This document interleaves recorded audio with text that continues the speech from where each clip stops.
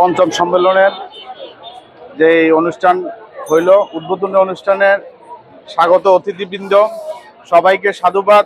সবাইকে আমাদের গণসংহতি আন্দোলন কুমিল্লা জেলার পক্ষ থেকে অসংখ্য ধন্যবাদ।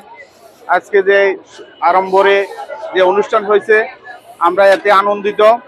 আগামী 2 দিন ব্যাপী সাভারে গণস্বাস্থ্য কেন্দ্রে আমাদের অনুষ্ঠান হবে, সেখানেও আপনাদের দাওয়াত রইল।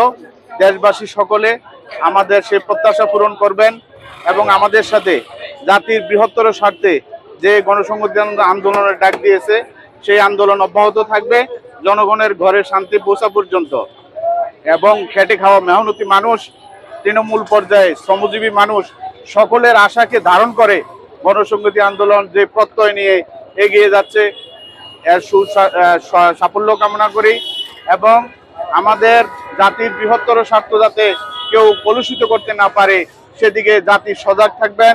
সারা দেশে, সারা জাতি, সারা দেশময় আমাদের এই আন্দোলন জাগিয়ে তুলবেন এবং আমরা অহিংস আন্দোলনের পথে এগিয়ে যাব। ধর্মান্ধতার দিকে আমরা থাকবো না, ধর্মের অন্ধদৃষ্টির দিকে আমরা তাকাবো না।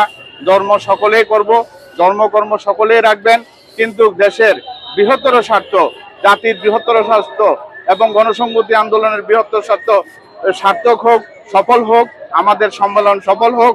সবার কাছে দোয়া কামনা চাই দেশবাসীর।